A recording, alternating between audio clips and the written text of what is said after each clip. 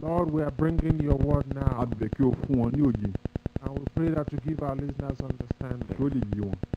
That they might understand. Ní orúkọ Jésù lọ. In Jesus' name, amen. Arákùnrin àti arábìnrin tó ń gbọ́ wa. Friends, A fẹ́ kó tẹ́tí láti gbọ́ ìgbìyànjú yìí. we want you to listen to this exhortation. A fẹ́ sọ nípa agbára Jésù Kristi For we want to talk about the power of Jesus tí ó fi ṣẹ́gun ikú. by which he conquered death. Kì í ṣe pé ó ṣẹ́gun ikú nìkan. He did not just conquer death, Ó tiẹ̀ wá láti pa ikú rẹ́ ni. he came to abolish death Láti pa ikú rẹ́ fún gbogbo àwọn tó bá lè gbà òun gbọ́. for all those who believe in him. Pé ẹni tó bá lè tẹ̀lé òun láti máa pa ọ̀rọ̀ òun And mọ́sẹ́. whosoever will follow his Ó ní commandments, lóòótọ́ ni mo wí fún ẹ. said, verily I say unto Ẹnikẹ́ni you, tó bá pa ọ̀rọ̀ òun that mímọ́. whosoever Ó ní obey my kì yóò rí commandments ikú shall not láéláé. see death forever. Ṣùgbọ́n ní ǹjẹ́ ìwọ gba eléyìí gbọ́ bí? Said, do you believe this?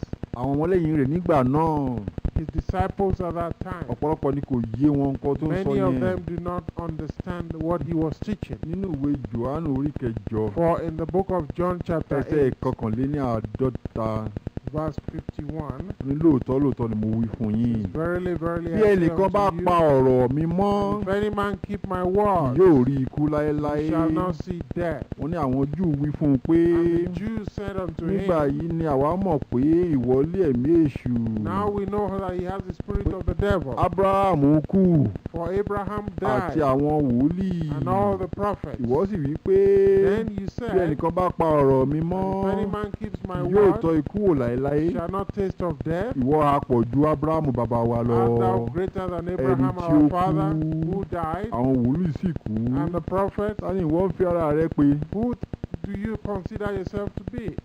Jésù dáhùn wípé And Jesus said, bí mo bá yin ara mi that if I lógo, praise myself, ògo mi kò jẹ́ my nǹkan. glory is nothing. Bàbá mi ni ẹni tí ń yìn mí lógo. My Father is he that Ẹni glorifies tí ẹ̀yin me, wípé Ọlọ́run yín ní í ṣe. he that you refer to as your God. Hallelujah. Praise the Lord. Àní nínú ìwé Tímótì kejì In orí the ìkíní 2 Timothy chapter 1, ẹsẹ̀ ìkẹwàá ìkeje títí ìkẹwàá rẹ̀. verses 7 through 10, Pọ́ọ̀lù àpọ́sítélì tí wọ́n fi ń ṣàṣírí yìí hàn wá ohun tí Jésù ṣe fún wa sẹ́. Paul was revealing to us what Jesus has done for us. Mo fẹ́ kà á fún ẹ láti ẹsẹ̀ ìkẹjọ. Let's read from verse 8.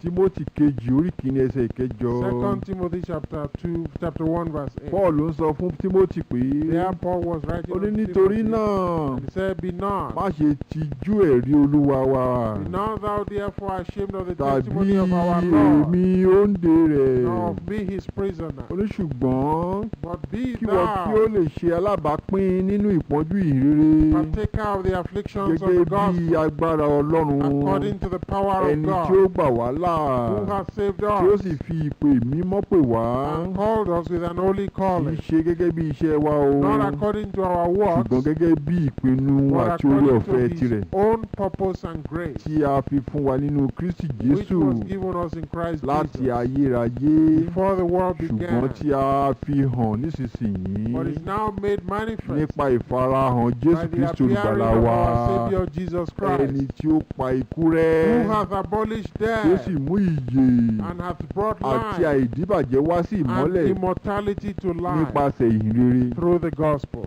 Ǹjẹ́ ọgbọ́n kan tí Bíbélì sọ yẹn Do arákùnrin? you hear what the Bible Ó says ní here? Jésù pa ikú It rẹ́ said Jesus has abolished pé ó mú death ìyè àti and has àìdíbàjẹ́ wá brought mọ́lẹ̀ life and immortality nípa to ìhìnrere. life through the gospel. Ìyẹn ni pé ohun tí Jésù torí rẹ̀ wáyé rẹ̀ yìí. This is the purpose why Jesus came. Ó mọ ohun tí àwa ènìyàn bẹ̀rù jù. For he knows that which man fears. Ó rí i pé agbára kan yóò tí èṣù ní lórí ènìyàn ní He ikú. recognizes that the power that Satan has over man is death.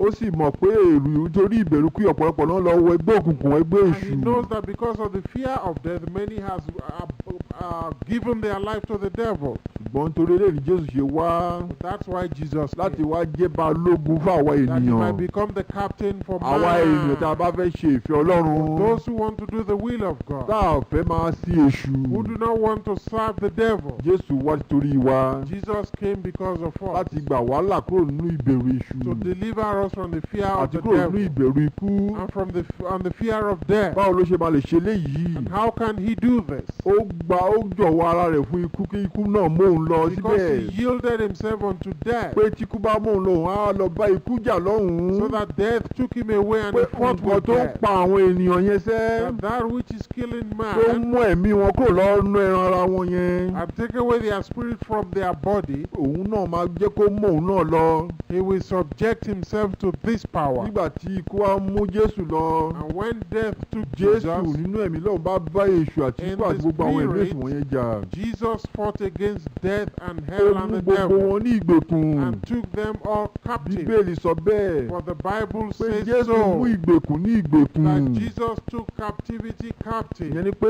nǹkan tó mú àwọn èèyàn nígbèkùn yẹn Jésù lọ sọ́ọ̀ ó mú ntọ̀hún nígbèkùn That is, he that captures man was captured by Jesus himself. Jésù wá mú kọ́kọ́rọ́ ikú wá And then he took the keys of death and hell. ọgbà ẹ̀wọ̀n tí èṣù máa ń de ẹ̀mí àwọn ènìyàn mọ́ tá à ń pè ní ọ̀run àpáàdì yẹn And sẹ́ that hell, which is a prison for the dead that follows Satan, Jésù gba kọ́kọ́rọ́ ibẹ̀ Jesus took the key of that place. ó wá jáde jìká lára And he rẹ̀ resurrected from there. ó ní òun ní agbára láti fẹ̀mí òun lélẹ̀ And he proclaimed that he has power to lay down òun his sì ní life agbára láti tún mú ẹ̀mí òun jìká and lára to òun take it also. Jésù ni òun ló mú kí Jésù jíǹde jìká lára rẹ̀ And that is why Jesus rose from the dead. nítorí pé Jésù kò fẹ́ràn ikú yẹn ó wá pa ikú rẹ́ pátápátá Because Jesus did not love death, he himself abolished ó wá death. sọ pé ẹni tí ó bá lè gbàgbọ́ ni o And he said, for those who can believe it, wà ní kíndé tí òkú pa ikú pé gbogbo àwọn ọmọlẹ́yìn rẹ̀ tí wọ́n tó ń tẹ̀lé death was abolished for them. But why not? Why didn't he do it for wà all ní his kíndé tí gbogbo àwọn disciples? àpòsẹ́lì yẹn kíndé tí gbogbo wọn kú You'll say, why then did the disciples wà ní die? kíndé tí gbogbo àwọn ọmọlẹ́yìn Kristi ti kú títí sìn yìí Up until this day, they continue to die. mo fẹ́ Why? ṣàlàyé ìdí rẹ̀ nínú I will Bíbélì fún ẹ explain to you the reason. ẹja lọ kàánú ìwé Jòhánù orí kọkànlá Let's yẹn read this from John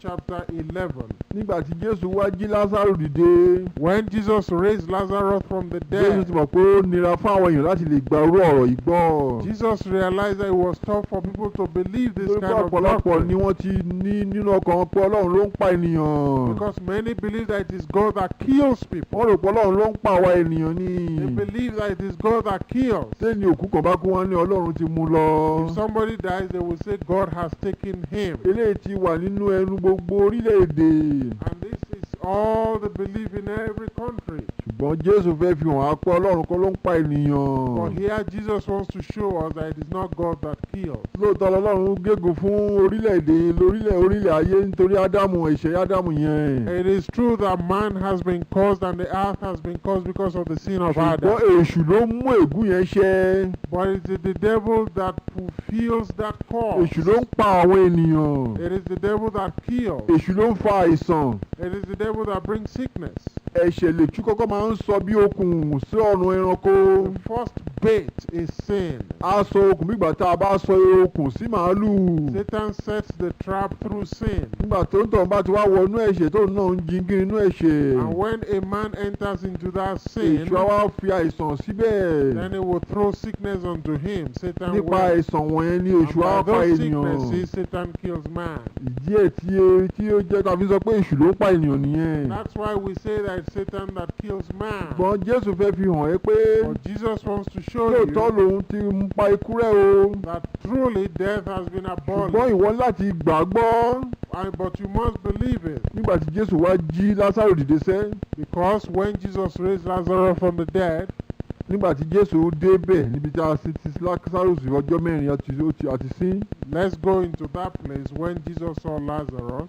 Bíbélì sọ pé Mátà ẹ̀gbọ́n Lásárù wá pàdé Jésù The Bible says Martha, the sister of Lazarus, came to meet with Jesus. ní orí ìkọkànlá ẹsẹ̀ ìkọkànléníogún. In chapter 11, verse Nígbà 21, náà ni Mátà wí fún Jésù pé then said Martha unto Jesus, Olúwa ìbá ṣe pé ìwọ ti wà níhìn-ín Lord, if thou hadst been arákùnrin here, mi kì í bá kú my brother had not died. ṣùgbọ́n nísinsìnyí náà But I know that even mo mọ̀ now, pé whatsoever thou wilt ohunkóhun ask tí of ìwọ bá God, béèrè lọ́wọ́ Ọlọ́run Whatsoever thou wilt ask of Ọlọ́run God, yóò fi fún ọ. God will give it to Jésù thee. wí fún un pé Jesus said unto her, arákùnrin rẹ̀ yóò thy jíǹde. brother shall rise again. Mátà wí fún un pé Martha said unto mo him, mọ̀ pé yóò jíǹde ní jíǹde ìgbẹ̀yìn I know ọjọ́. that he shall rise again in the resurrection at the last Mo day. Jésù wí fún un pé Jesus said unto her, èmi ni àjíǹde náà àti ìyè. I am the resurrection Ẹni tí ó bá gbà mí gbọ́ and the life. bí ó tilẹ̀ kú yóò yè.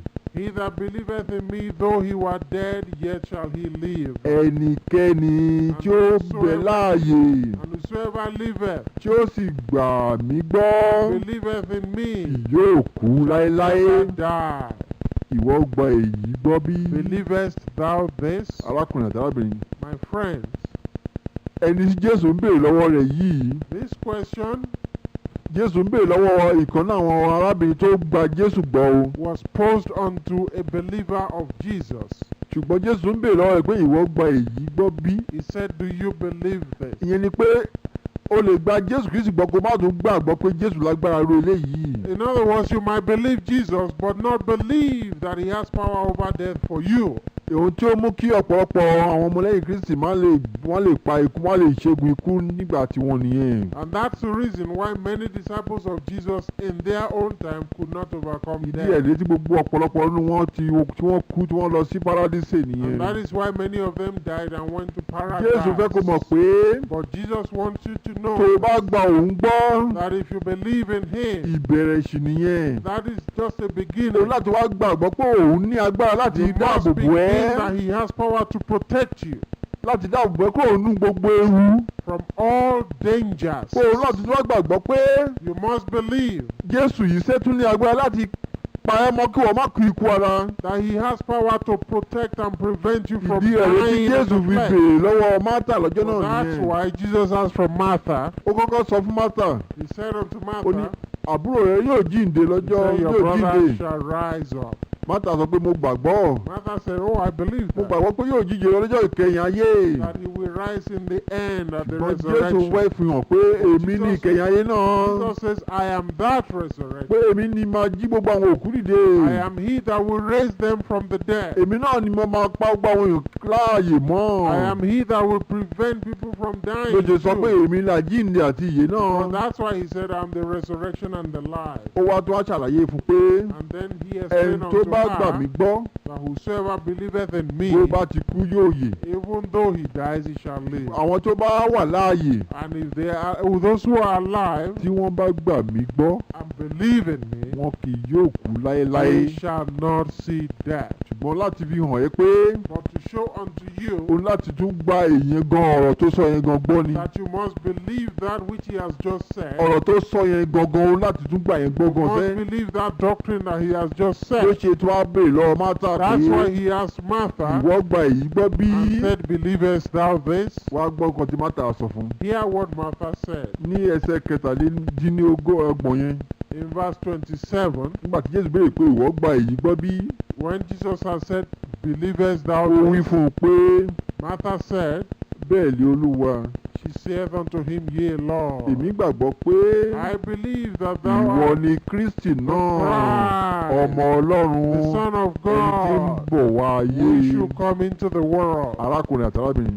Friends, Ohun tí Mátà gbàgbọ́ ló sọ yẹn o. this is what Martha Ó believed. gbàgbọ́ pé Jésù yìí ni Kristi náà ẹni tí ń bọ̀ wá. Believe that Jesus is the Christ that is to come. Ṣùgbọ́n Jésù ń béèrè pé ǹjẹ́ o gbàgbọ́ pé òun ní agbára láti dáàbò bo èèyàn láì má kú? But the question Jesus asked him was, do you have power to believe that I can prevent you from dying? Ohun tí à ń sọ pé ìgbàgbọ́ tó tún wá le ju ìgbàgbọ́ kankan lọ nìyẹn o. See, this is a higher faith than any other faith. Ilé you ìlà have fi ń ever had. ṣàlàyé rẹ̀ fún ẹ. And that's why we are Pé preaching it to you. ìgbàgbọ́ yóò máa ń ní ìpele ni. That faith comes in different levels. Òun láti tó bá ní ìpele kan tó bá tún gbàgbọ́ sí wa tún ga jù bẹ́ẹ̀ lọ. It comes in different dimensions. Ohun tí à ń sọ pé Énọ́kù rí gbà níwájú Ọlọ́run nìyẹn. And that is why we said Adam went into a great dimension. dimension of faith. wòlíì Énọ́kù Prophet Enoch, nígbà tí ó bẹ̀rẹ̀ sí ní bá Ọlọ́run rìn when he was walking tó with bẹ̀rẹ̀ sí ní God sin Ọlọ́run nígbà ayé tirẹ̀ and he was serving God in Ọlọ́run his days, fi hàn án pé God showed unto him òun lè pa ẹ́ mọ́ kí wọ́n má kó ikú ara yẹn o that he can prevent him from tó bá lè dying in the tẹ́ òun flesh. lọ́rùn That if you satisfy tó bá lè him bá òun rìn dé ibi tó and fẹ́ walk with me as I wọ́n yóò want, rí ikú ara you yẹn shall sẹ́ not see death. ó ní láti gbàgbọ́ pé Ọlọ́run lè ṣe You é must believe that God can do this ó ní láti bẹ̀rẹ̀ sí ní bá Ọlọ́run rìn bọ́lọ́run ṣe and fẹ́ begin to walk with God ohun as tí he Jésù wants. náà tó fi hàn wá nìyí For this is what Jesus pé shows òun to us, lẹni tó pa Énọ́kù náà that mọ́ he is the one that protects Enoch. pé òun lẹni tó pa Èlíjà wòlíì yẹn náà mọ́ He is the one that protects the prophet ó sì Elijah. sọ pé òun tún fẹ́ pa ọ̀pọ̀lọpọ̀ mọ́ ní ìgbẹ̀yìn ayé yìí sẹ́ And he said he wants to do the same at this end of pé fún time. ẹ̀ńtẹ́ tó bá tẹ̀lé òun That sẹ́ whosoever follows his ìwé word, Jòhánù orí kẹjọ in the book of káàkà yẹn John chapter ẹsẹ̀ 8, kọkànléníàádọ́ta yẹn verse ó ní 51, lóòótọ́ ni mo wí fún yín it says, Verily,